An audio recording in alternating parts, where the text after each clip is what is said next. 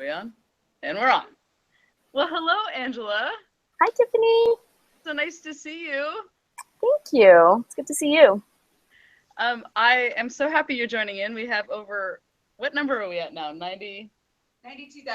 Over 92,000 events are happening in 124 countries today for Character Day. Oh my goodness. Hashtag awesome. That's great. I'm so happy. And I was just on with, we've been doing these interviews for the last day. I was on with Dominique Randall, and I was remembering back to our early, I guess it was really early. Yeah. We started working on Science of Character, and I think Jackie Bezos introduced us. And yeah, look at all that has grown from, yes, a lot. That's So great. I'm going to read your official bio just so everyone in the audience knows how fabulous you are. Angela Duckworth, you are a Christopher H. Brown Distinguished Professor of Psychology at the University of Pennsylvania and founder and scientific director of Character Lab. So very appropriate for today. You study grit and self-control, two powerful predictors of success and well-being. You were a 2013 MacArthur Fellow, and you have advised leaders in government, business, and sports. And you have a new New York Times bestseller, Grit, the Power of Passion and Perseverance, which I'm excited to talk to you about today. And we've, known each other and talked for many years, but we only met for the first time in person recently, which was very exciting. And I got to hear your great talk on your new book, which has really, I love how candid you were with what you thought at first and how you've evolved your ideas around grit. So I would love for you to share. I mean, everybody knows that term now. You have made it famous. And first, it might be good for you to define grit and how your thinking has evolved around it. Yeah, thank you so much. It's a pleasure to honor, I guess is the better word for the feeling of being here. I started studying grit because I was interested. I mean, fascinated would be one word for it, but it might not connote the urgency that I felt for trying to understand why it is that sometimes we try hard and we stick with things and sometimes we don't.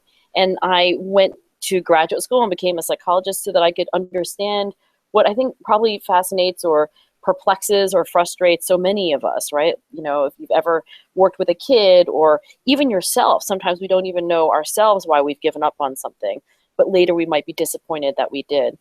I call this term grit. It's, obviously a term that predates my thinking about it as a psychologist, but I like the word. It kind of has a, mouthfeel, I guess, as New York Times columnist David Brooks would put it. I do think that the idea of grit for me is two things, not one thing. So the idea of grit, it sounds like it's just the hard work, being resilient, persevering, tenacity. And that is, in fact, half of grit. But there is this other half that I think is so important, and I'm sure you do too, and that is passion. I mean, what is it to be hardworking and nonstop tenacious about something that you don't feel passionate about, that you don't, in some sense, love? And that combination of perseverance plus passion is what I have found to be characteristic of high achievers in all the fields that I have studied. That this is important. I think, people could debate, well, are there other things that are important? Of course, in that debate, I would side with yes. I mean, you have, of all the people that I know, might be the most articulate proponent of character being plural. It's not one thing, it's many things. But I do find grit to be important and a common denominator of high achievement. Where my thinking has gone recently is how to build this quality. So yeah, you can measure it. Yeah, you can find things out about it, like it's different from talent, and it does predict getting through tough situations like West Point, like the National Spelling Bee. But I think more importantly, and maybe most urgently for all of character research, if we think these things are useful and good for other people and for ourselves, how do we get more of it? And that's where my research and my mind, which is always thinking about grit 24/7, that's where it's going. I love what you say about passion, because I think, as a parent, as a person who's, stuck with something or given something up, and as a parent, like, how far do you push your child to stay with something? You don't want to make you don't want to raise quitters, and yet what should you be pushing them on? And I love, I think I was listening to a podcast you did where you're talking, maybe it was on Freakonomics or something, but you were talking about really tuning into your child's passion around something. So it's not just stick with piano because I'm paying for lessons and you need tenacity, so you're going to keep playing piano, but really tune into what they're passionate about, and that matches, and then that's when they're going to have the most success. And so, and I know you had your own experiences with your upbringing, and I feel like it's very humanizing to hear you talk about that, if you could share. Yeah, I mean, the dilemma of the parent is always, what do I do? And it's never easy. I've got a 13 and a 14-year-old at home, and so I have the experience of being a parent. Of course, I have the experience that all of us have had, which is being parented, for better or for worse. And Right. I can reflect a little bit on both those things.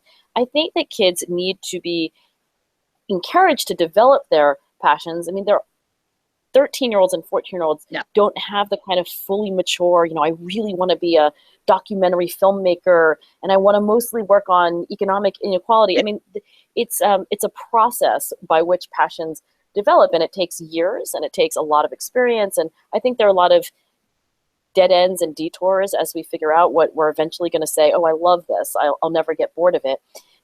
But in terms of parenting and those decisions that you make, should you make them play piano or should you not make them play piano?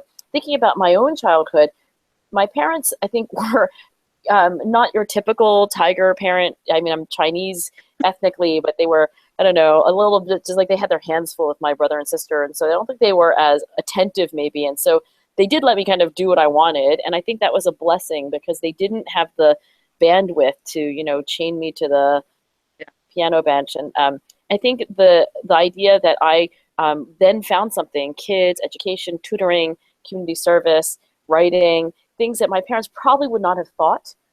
I think that was very important. And with my own kids, I'll just say that, we're trying to watch them. You mentioned that we were introduced by Jackie Bezos. People might know Jackie Bezos for lots of reasons. I wanted to study her as a wonderful parent, right, who really was watchful when her children, including Jeff Bezos, who created Amazon, were growing up. And I want to do the same thing with my kids. I want to watch them and be observant and not impose upon them my ideas of what they should be interested in. Once they do start going down a direction, I will impose certain limits. Like, yeah, if you sign up for track team and, you get injured in the second week and your coach says, it's part of your responsibility to keep showing up for practice, even if you're doing other things, you're stretching, you're watching, then I do believe that they need to be encouraged to fulfill their commitments. But it wasn't my idea, in the case of both daughters, actually, that they signed up for track in the first place. Right. Well, I think that that has to do with experimenting, letting them experiment. It's really, we're all works in progress as parents as well as people. And I'm constantly surprised, you're in so many first situations. And sometimes I thought I would respond a different way, whether I thought it'd be more strict or more this. And I'm faced with a situation and it's an it's all an interesting journey. I know that when I was growing up, my parents would I was very persistent. Like if I was into something, I was into it and kind of took it to the end. I definitely whether it's called persistent or relentless, like if I was making a campaign for something, and enthusiastic. And I think that enthusiasm you could also call passion. My mother used to call me Miss Enthusiasm because I was like, if I was excited about something, I was excited and I wanted to make it happen. And but I'm curious, let's talk about building those strengths, because there's certainly strengths that I don't have that I really work hard to have. Like patience is not a strong suit of mine, but as I've gotten older, I try more things. And I do have practices that make me more patient, and a lot of them have to do with unplugging from technology, which I try to do regularly. That makes me more patient. But how, I'm sure everybody asks you this, how do you build grit? How do you build passion? I mean, I don't even know if you can say, but how do you do that? And can you? Yeah, I mean, can I ask you a question? Because I am always interested when people love what they do and are really great at what they do. I always want to know what was the journey like for you. So, when did you start getting interested in storytelling and film? When I was growing up, I was actually supposed to be a brain surgeon. That was, and it was, I was given the book, The Making of a Woman Surgeon. My father was a surgeon on 3 occasions growing up. We were all surgeons. There was a lot of, I loved my father, but there was a lot of pressure in that realm. He's passed away. I say that, like, I respect that he pushed us so hard. And my mother was a psychologist, and it was more kind of unconditional, whatever you want to do. But we always went to the movies every week. And sorry, there's people coming in. Hi, is that all right? Do you need me to be in somewhere else? Yeah, if you want to move. Sorry, Tiffany, I have to move. Is that okay? We're having an intimate thing. I'll go with you. It's like real. I know you're like telling me about your dad, and I'm like, sorry. And now we have to go travel. It's cool. I'm so sorry to all the people who are watching. I hope I don't give them motion sickness. Okay, I'm gonna go where he tells me to go. This is real Hello. life, man. Yeah. What live Okay, casting is. Oh, look at Angela on the go. It's Hello. like Saturday Night. Thank you, Harry. Okay, now I'm in a different room, the different background, and the fire extinguisher in case there's a fire. Okay, so you were. It's a little scary. Okay, so yeah, I heard all that, but could you? Yeah. So there was, we went to the movies every Sunday, and it was the one tradition in my life that remained constant through my parents' divorce. Everything went to the movies, and we used movies as a way to really delve into the bigger issues in life. And so films were this delicious trigger for conversation about meaning and purpose and morals and values. But I didn't think I could be a filmmaker. And then, Then what happened? I went to college and, I went to UC Berkeley, and they've got great sciences and film and English, the whole liberal arts. And I took my first, I took all those classes. I took my first film class, and I was like, yeah, this is what I want. I want to tell stories that open up ideas. And then, it was a circuitous journey, as everything is. I was making films and running out of money and working in technology to pay for my films. It wasn't like a clear path. I had I learned the most from my biggest failure. I ran out of money on a big movie when I was young, and it was the best thing that ever happened to me. So I've definitely, it was a journey, but yeah. So I think that's really illuminating. I will say that most people start to sharpen their interests in adolescence, and obviously children who are younger than teenagers, 8-year-olds and 7-year-olds. I mean, they're interested in things, but the thing is, they're kind of interested in everything. And as you become an adolescent, you start to say, I'm more interested in this, and I'm less interested in that. And people interested in things and puzzles and or some people become more interested in human beings and stories and relating, and of course there are more interests than that. Some people become a little more artistic in their interests. Other people become a little more practical in their interests. That early stage of life, I think, is not a time where you could probably predict with any kind of precision, though, where your ultimate passions would be. And so I will say that in terms of, can you cultivate grit? I think when you break something down into smaller parts, which is, by the way, how experts practice. Experts don't, say like, I'm going to be a better filmmaker, period. There's some aspect of your craft and you're working on that. I feel like that as a scientist. I'm not like, I'm just going to be a better scientist. I mean, is my problem that I'm working on, my theories, or is it, how to execute hard studies, or is it mentoring young postdocs? You have all these things and you fractionate them, and then you can actually start working on them. But character, I think, is the same way. So grit, let's not think about it as just grit. How do you build it? Let's think, okay, well, if it has these two parts, passion and perseverance, well, maybe I have a little bit more traction if I can think of them separately.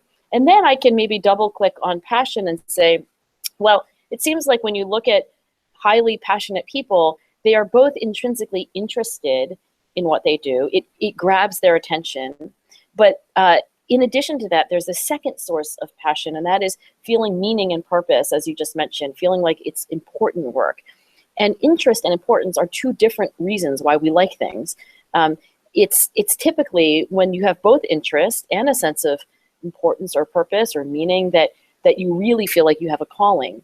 Okay, so now we have even more traction, because then when you ask the question about young people, is it possible to help them develop their interests more? Is it possible to encourage a sense of meaning and purpose in what they're doing?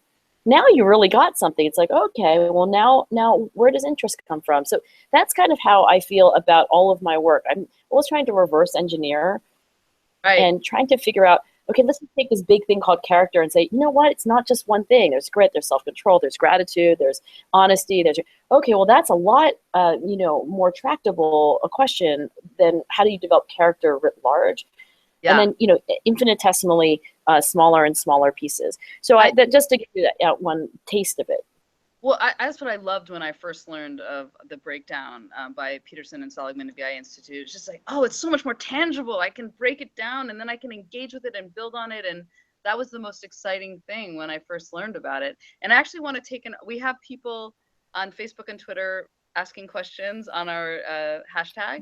So there's one from the global audience that I want to ask. What is your reaction to the various ways educators are attempting to use the work on grit in schools?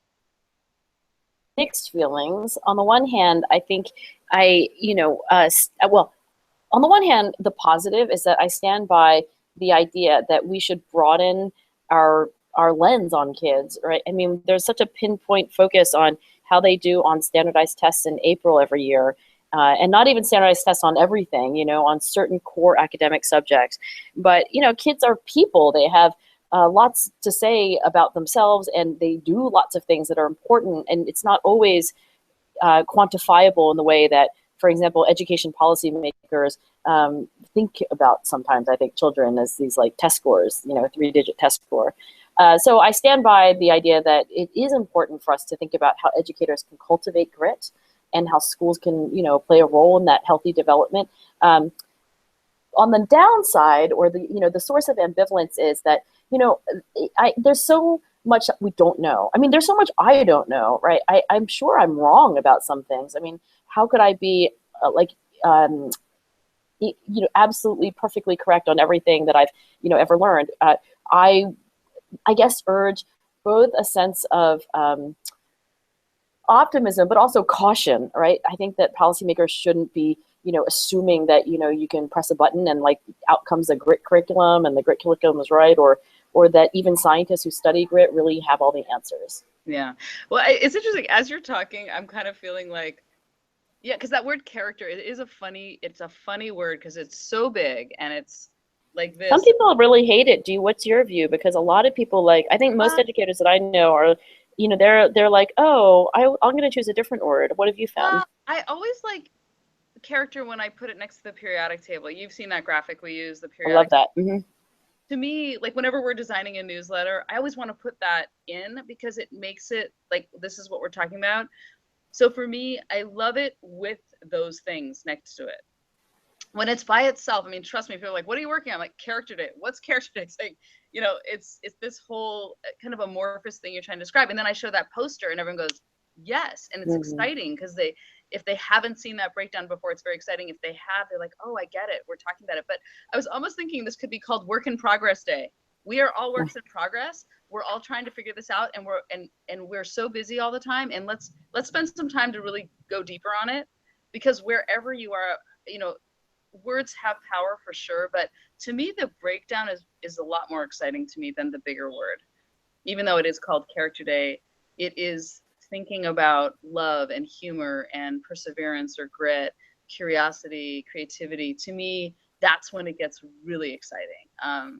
And you know, that is just the word that is the best umbrella. I mean, how do you feel about it? You have character labs. I mean, like, how do you feel about character? Yeah, I like the word character. I like it because Aristotle gave us this, you know, definition of, you know, all the ways that we behave and that we intend to behave that are good for us and good for other people. So, you know, like, yeah. And by the way, of course, it would have to be a table or, you know, a multiplicity of things, because that's a lot of things. So I like it. I think there are people who think, oh, well, if you say character, it suggests that it's fixed, and it's not fixed. Or some people think like it has moralistic overtones. Or I always think of it as this moving table. Like, we made a graphic in the Science of Character film where we show all the Polaroids like undulating, you know, based on what strengths and what things you're working on. So to me, it's always this living thing. So again, when it's next to that, and I love, we actually mentioned Aristotle and Plato talking about it. I think one area that I also, you know, as a filmmaker, the term character is used in a narrative film, like character development, which is relating to the same thing. But I find I always like the word when it has a definition, when you unpack it a bit to frame it properly. So it's interesting because I'm a big believer that words frame everything, but then I'm also a visual person. So to me, if I can give a visual that, it was very hard to think of a logo for Character Day. That was right. We used a Polaroid. Yeah. Because a Polaroid is you're developing, that was something my father said to me, is like, when you're young, he said, with all three of my children, I saw you who you were, and I was like, watching you grow up, I was shaking the Polaroid, and I saw who you became more of yourself, and you changed. And so to me, the Polaroid metaphor, it always really works. Yeah, no, I think that's right. And, even the science of character is developing and evolving. So the periodic table, I think is useful to think of the way that Peterson and Seligman conceived of these strengths kind of grouping into these families that have something in common. But of course, scientists have since then, I think the book was published in 2004 or something, and now, 12 years later, right? Scientists have alternative ways to group these strengths. And it's not that there's any necessarily one right way, but in our work at Character Lab, we find that there are three groups, not 6 groups, but 3. And the things that I study are in one of the groups. So self-control and delayed gratification and grit, and also optimism. And to some extent, having a growth mindset, believing that you can grow your abilities. Those are all strengths that really enable you to achieve things. So some people call it achievement character. And then there's this other group, which is really actually pretty distinct, and that is interpersonal character strengths like empathy and gratitude, generosity, and so forth. Hi, Stephen. Sorry to. Speaking of Stephen and freaking out, I was just talking to somebody who really loved your. Wait, no, I'm Stephen Dubner. He's a buddy. Can you do you know Tiffany? Oh, Tiffany Schlane. Oh my gosh. I can't hear her, but. Yeah, sorry, she's on my headset. How's it going? Stephen said, how's it going? Hello, my friend. And she says, hello, my friend. Hello, my friend. Nice to see you. Where are you? Where are you? I'm in San Francisco, and I'm so happy we reconnected over email recently. We got to get together. I'm hosting this day on character development. He can't hear me. It's okay. This is Stephen Dubner of Freakonomics, old friend of mine. Oh, They used to be amazing. It's like a piece of, well, I shouldn't cuss when I'm, anyway. Stephen says I don't have a very good computer. That's so funny because anyway, yeah, Stephen's great, and we just recently reconnected. Have had dinner together, and he's fantastic. I think he's distracted by the fact that he's getting ready for his show. Are you on now? Are you going on Freakonomics? Yeah, I think there's he's doing another show called Tell Me Something I Don't Know. Cool. Oh, right. I heard that. I don't know anything about it. I guess I'll find out. Someone will tell me. And then, yes, I'm sorry for all the disruptions. But anyway, so there is a second group of character strengths that we find as, really helping people to relate positively to other people. And then the third group are creative and intellectual strengths like curiosity and zest and, imagination. So, however you divide up your periodic table, I think it is always the case that you get multiple categories, not just one thing. And I think it gives you some sense that, what is character for? Why do we care about character? Why do humans develop character? Because they do in different ways. These strengths enable us to be good to ourselves and good to others. Beautifully said. And we are out of time, but what a pleasure. I love talking to you, and I love the work you do. And I'm glad we're in this. We're doing it in different ways, but we're getting conversation out there, and I love how your work evolves through all of this. Thank you so much, and I apologize for the disruptions. Oh, no worries. And yes, to what the online global community watching, tell everyone how they can find out more about your work.